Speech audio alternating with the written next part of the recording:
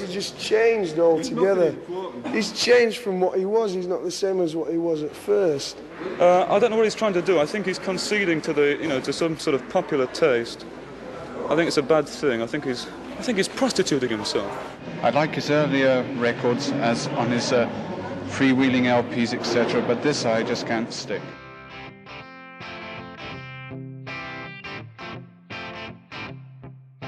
O que tem de tão importante em um show do Bob Dylan de 1966 para que a cantora Cat Power, 56 anos depois, revisitasse o mesmo repertório no mesmo local?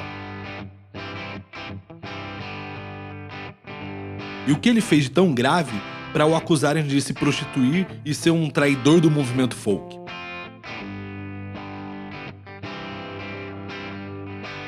Saudações dilanescas! Seja bem-vindo a mais um episódio do podcast Dilanesco. Eu sou o Pedro Couto e desde 2010 escrevo sobre Bob Dylan e agora resolvi passar parte dos meus devaneios e reflexões para o mundo dos sons. A turnê mundial que Dylan fez em 1966 tem um resultado histórico importante e crucial para entender não só a influência do Dylan no cenário pop e rock da época, quanto para conhecer mais sobre as crenças que ele, aos 24 anos, já tinha sobre a sua arte e que manteria ao longo de sua trajetória. Eu vou dividir este episódio com alguns diálogos nada amistosos entre Bob Dylan e a plateia durante essa turnê, como a gente ouviu alguns deles no começo do episódio. Com o tempo você vai entender mais sobre esses atritos. Vamos lá?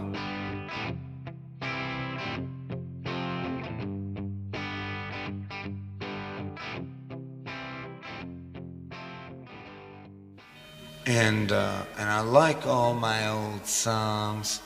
It's just that things change all the time. Everybody knows that. And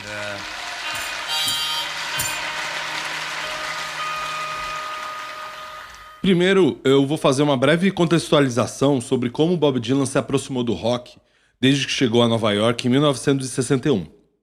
Depois de 4 álbuns inteiramente acústicos, ele lançou em março de 65 o disco Bringing It All Back Home. E no lado A, só músicas tocadas com a participação de uma banda. E no lado B, ele gravou todas as músicas sozinho, tocando violão e gaita. Daí, em julho do mesmo ano, ele lançaria também o single de uma de suas músicas mais famosas, o Like a Rolling Stone. E pouco tempo depois, faria sua terceira participação no tradicional Newport Folk Festival, onde ele tocou essa música e outras 2 músicas com uma banda de blues e, na época, foi fortemente vaiado. Depois ele ainda tocaria mais 2 músicas só no violão para meio que fazer as pazes com o público. Esse é um tema que foi muito bem abordado no documentário do Martin Scorsese chamado No Direction Home, que eu indico muito aqui. E provavelmente será um assunto para algum episódio futuro, pois é repleto de boas histórias e uma grande repercussão nesse dia do Newport Folk Festival. Nesse contexto, para muitos era uma traição. Ver o ícone do folk, um estilo mais intimista, atrelado a um pensamento engajado e consciente sobre os dilemas e desafios da humanidade, ver o porta-voz de uma geração que discutia e lutava por direitos humanos, agora se aventurando a fazer uma música superficial, radiofônica, popular, descartável, se aproximando de modismos juvenis, como era taxado bandas como os Beatles, Animals, Stones e outras que ocupavam muitos dos top 10 da época. Vale lembrar que os Beatles, nessa época, ainda faziam aquele rock mais simples, mais sobre segurar a mão da namorada. Ainda não tinha embarcado em experimentações e temas mais amplos que viriam em breve, e muitos sob influência do Bob Dylan. Por outro lado, pro Dylan era de certa forma uma volta às raízes. Desde pequeno, ele já era fã do Buddy Holly, Little Richard, Chuck Berry e, claro, Elvis Presley. E, de fato, se inspirou no potencial sonoro desse novo rock pós-revival do blues, e aí entra os Beatles, os Stones e outros grupos, para juntar sua poesia e uma estrutura menos óbvia das músicas e do estilo folk com a energia e a dinâmica do rock que ele sempre gostou. Já nessa época, quando ele começou a fazer essa mistureira, a sua música foi classificada como folk rock e muitas outras bandas seguiram nesse estilo, como The Byrds. anyway, this happens to be an old song I wrote a long time ago, and it's called I Don't Believe You. Now, it used to go like that, but now it goes like this. and rightfully so. Bom, voltando à turnê. Depois da apresentação em Newport, Bob Dylan recrutou The Band, que na época se chamavam Levon and the Hawks, para uma turnê pelos Estados Unidos e Canadá.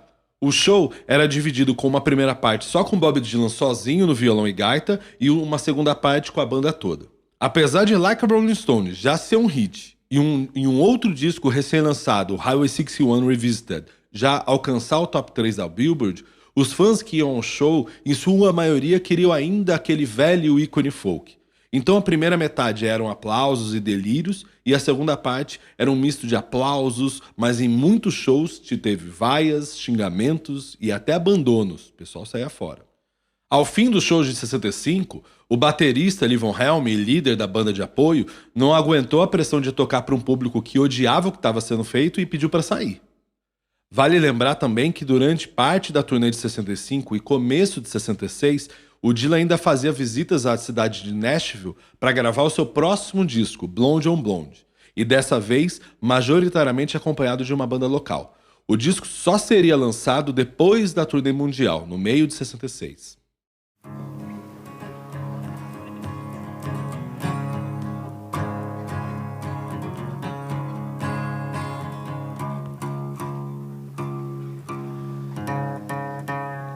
You see, my electric guitar never goes out of tune.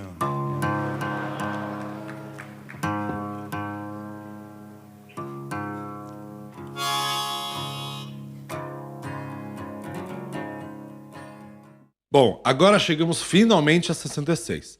Depois de 2 shows nos Estados Unidos, o Bob Dylan trouxe o baterista Mick Jones e embarcou para a turnê mundial. Essa turnê, na verdade, não foi mundial, mas passou só pela Austrália e alguns países da Europa. Ele imaginava que o público europeu estaria mais receptivo a essa sonoridade, até pelo fato de muitas bandas desse novo rock virem da Inglaterra, mas a realidade foi bem diferente dessa expectativa. Vários jornais e revistas de música criticavam essa mudança do Dylan, taxando ele como vendido ou dizendo que ele queria massificar sua poesia. Só para ter uma ideia, enquanto ele ainda estava nos Estados Unidos, uma revista publicou um obituário dele, que teria morrido após o seu último show completamente acústico. E quando ele estava na Europa, um jornal francês colocou uma manchete em inglês para que ele entendesse: Dylan Go Back Home, ou Dylan Volte para Casa.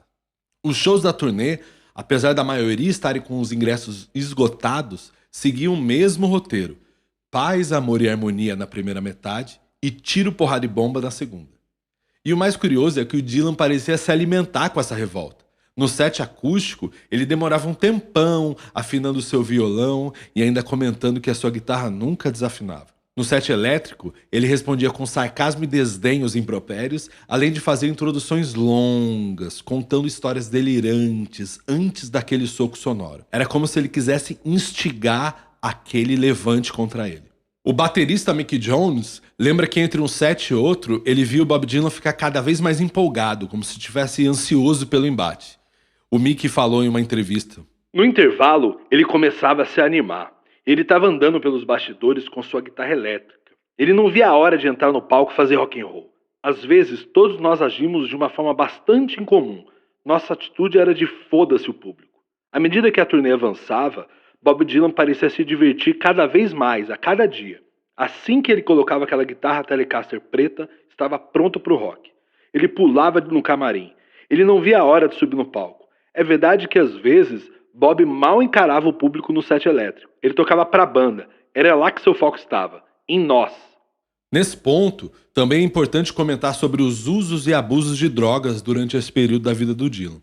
Além do álcool, nessa época ele usou bastante anfetamina e outros estimulantes, tanto para aguentar a turnê, que foi com muitos shows em pouco tempo, quanto para se pilhar mais no palco.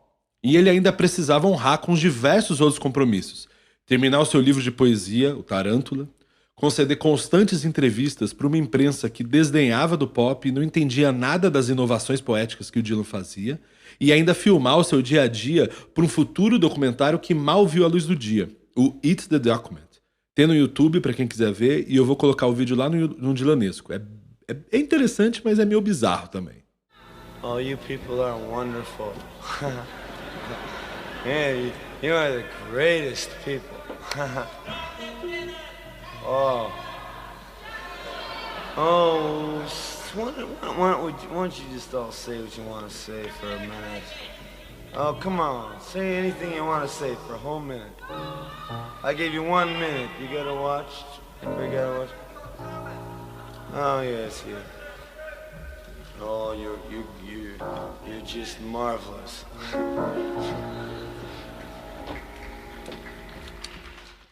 Por sorte, o engenheiro do som da turnê gravou parte dos shows. Quando a gente ouve essas gravações agora, é muito interessante notar o quanto o Bob Dylan e seu grupo tocavam uma música completamente diferente do que se fazia na época, apesar dessas constantes comparações com os Beatles, Stones e afins. E tudo isso, todo esse caos, era porque ele tinha uma banda de rock acompanhando, mas ele estava fazendo uma coisa que era genuinamente diferente e inovadora. E o grupo era um complemento incrível para a música torta e arrastada que o Bob Dylan fazia nessa época. Muitas vezes não tinha refrão ou uma estrutura tradicional do pop radiofônico da época.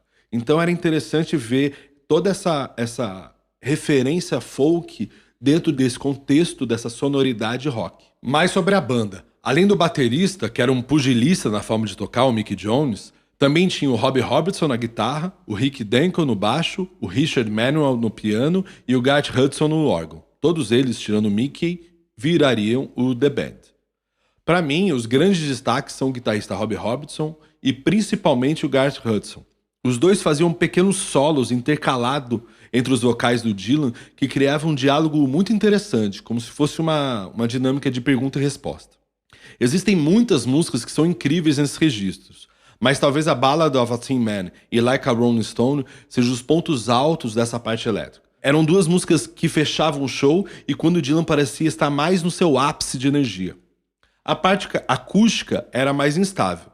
Tudo dependia do ânimo do Dylan, da sua energia e estímulos externos, se é que me entende. Às vezes tocava de maneira displicente, noutras era de forma tão certa que sentia cada palavra que cantava. Entre os destaques dessa parte, tenho para mim o Visions of Johanna, que na época ainda nem tinha sido lançado, e Desolation Row. E o Dylan é isso. Para quem gosta de signos, é um geminiano nato, né? Com duas personalidades, sempre querendo conquistar mais terreno.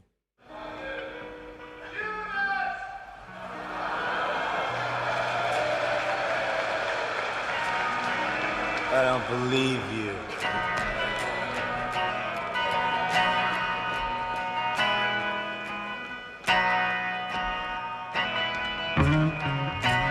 You're a liar.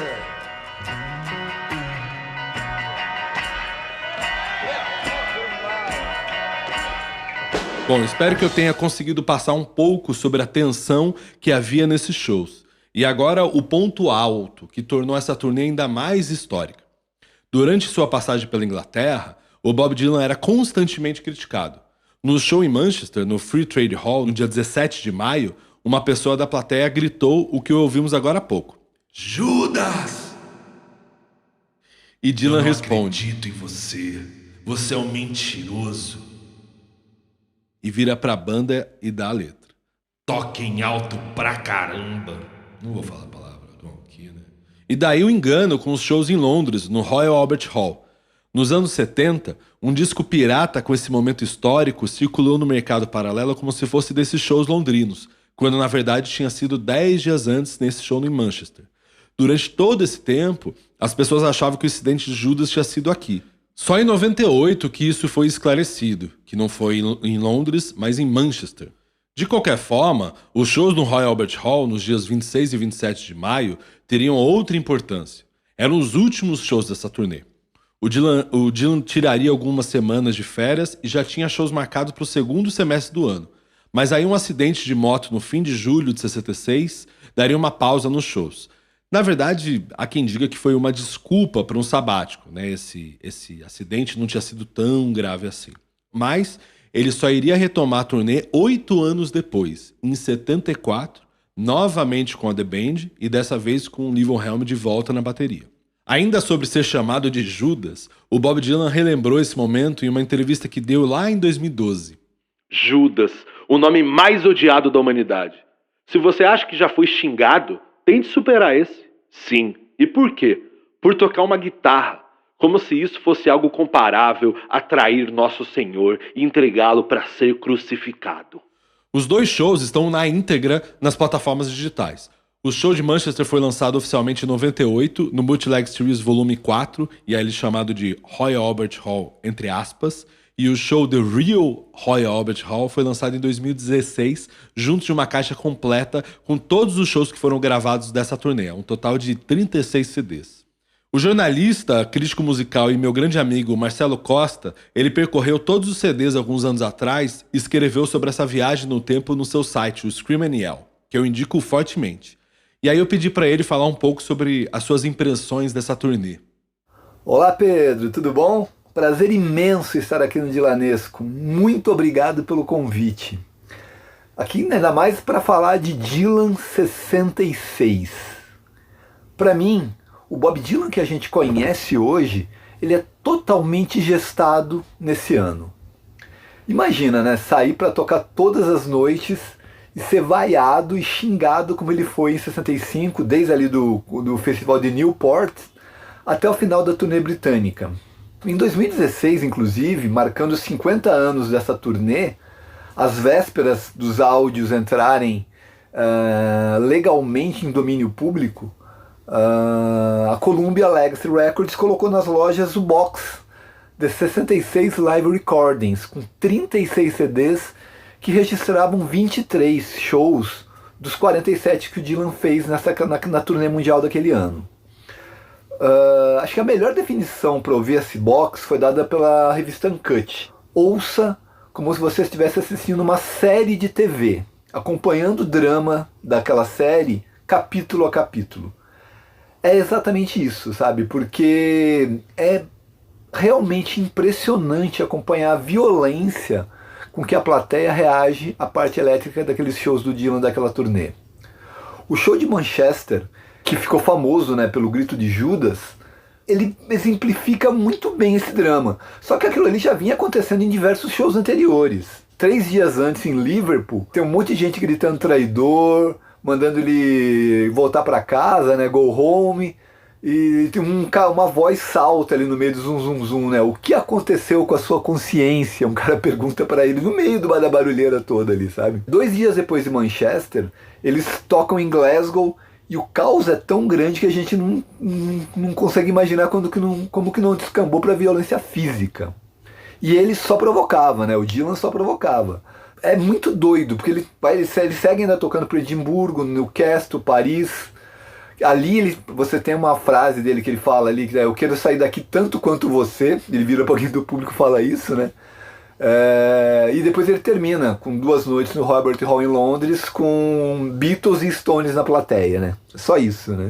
É muito doido acompanhar esse show, acompanhar esses shows, na verdade, e situar isso na iconografia de como a gente vê o Dylan hoje, assim. Ele nasce, sabe, tipo, logo depois ele vai sofrer um acidente, se sofreu ou não são outros 500, mas ele vai ficar 8 anos distante de turnê e é tudo marcado por essa turnê de 66, sabe? Então ela é muito exemplar, ela é marcante na carreira dele, na vida dele, e ela é um momento mágico da cultura pop. É um material de qualidade arqueológica, de museu mesmo, para se entender aquele período. É único e um símbolo real da genialidade de Bob Dylan. Pra mim, essa turnê mostra como Bob Dylan sempre foi destemido em relação a buscar a essência da sua arte. Desde o começo, ele apresentou essas mudanças bruscas na carreira. Primeiro trazendo canções próprias, dentro de um ambiente em que se cantava quase que exclusivamente música antiga, depois misturando folk com rock, e ainda teria várias outras inovações disruptivas. Ele iria pro country, pro gospel, até rap ele cantou uma vez, mas daí é outra história. E essa aproximação do Dylan com o rock, trazendo junto o folk, foi importantíssima para que outras bandas embarcassem em uma mistura mais abrangente do rock. Então, junto do Dylan, tinha essa nova forma de fazer música, com influências da literatura e poesia, como eu até falei no primeiro episódio do podcast. Eu não acho que é exagero dizer que Bob Dylan abriu o caminho, ou ao menos ajudou a abrir, para que os Beatles, The Doors, Jimi Hendrix e várias outras bandas experimentassem abordar outros temas e utilizar ferramentas de criatividade e poesia mais robustas, mais complexas, e até experimentar estruturas de músicas que não eram aquelas tão padrões dentro do rock. Jesus.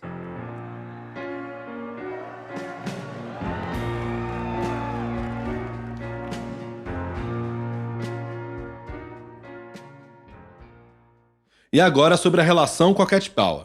A cantora, que sempre foi fã sumida do Dylan e já gravou e performou algumas canções dele ao longo da carreira, em 2022 foi convidada para uma celebração dessa turnê de 66 no Royal Albert Hall. E a apresentação foi gravada e virou seu último disco, Cat Power Sings Dylan, com o mesmo repertório de 56 anos antes. As músicas estão na mesma divisão entre o set acústico e elétrico, mas a Cat Power dá o seu toque em relação aos arranjos e em sua interpretação, é claro. Na minha opinião, o disco é uma bela celebração, apesar de ficar muito longe do aspecto cáustico da sonoridade do Dylan na época. Ainda assim, de alguma maneira é como se Cat Power mostrasse o legado dessa turnê, como se a partir dessa cruzada e aventura que o Dylan ousou fazer, foi possível ter tanta coisa desde então. Eu pedi para o Marcelo Costa também dar a sua opinião sobre esse disco. Vamos ouvir o que ele achou. Bob Dylan por Cat Power. No começo da carreira, a Cat Power ela se assemelhava muito com o Dylan na própria timidez.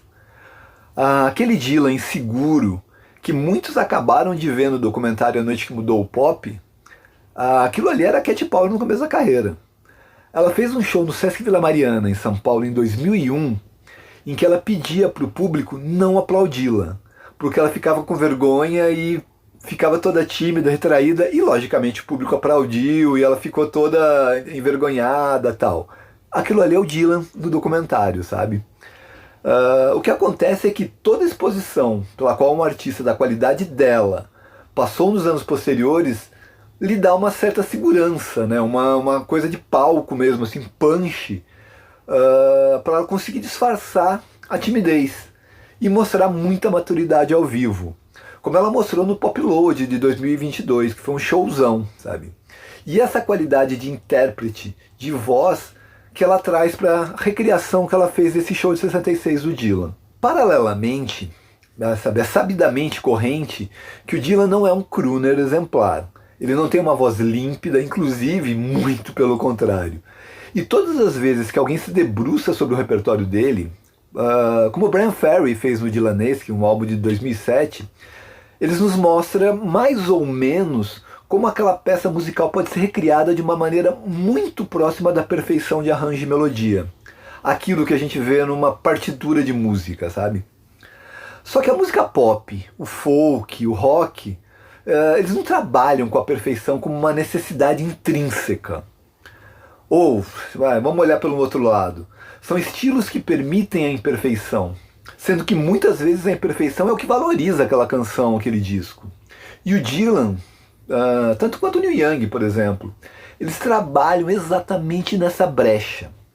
Sendo que o Dylan vai além. O Dylan mastiga as palavras que canta. Ele é diferente de uma intérprete, como a própria Cat Power, que canta uma música estudada, né? Ela está cantando naquele tom melódico, alcançando ali, e ela está seguindo uma sequência de palavras. O Dylan não. Ele vai mastigando cada letrinha, cada palavra, e ele vai recriando a música ao vivo. Ele muda a letra, muda a entonação. Inclusive, isso é bastante perceptível no box com os shows da turnê de 66.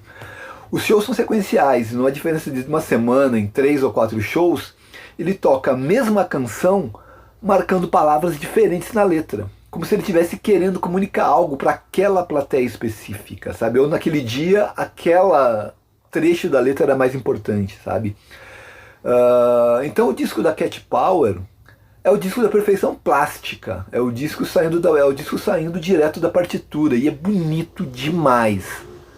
Mas é alguém interpretando Dylan, não é o Dylan, sabe? Acho que tem o seu valor, eu acho muito bacana, mas eu prefiro Dylan. Assim, é uma outra maneira de ver o repertório do Bob Dylan. Mas eu prefiro Dylan. Bom, é isso. Eu espero que tenham gostado desse episódio. Para quem estiver ouvindo no Spotify, eu vou deixar agora uma música do Bob Dylan dessa turnê e logo em seguida uma versão da Cat Power desse último disco. Para quem está em outras plataformas, é só ir lá no dylanesco.com para ver alguns vídeos dessa turnê e outras informações complementares, tá? E quem gostou, eu peço que dê estrelinha, favorite, compartilhe, tudo o que puder ser feito para ajudar a disseminar mais a palavra de Dylan para mais pessoas. Um abraço e até a próxima.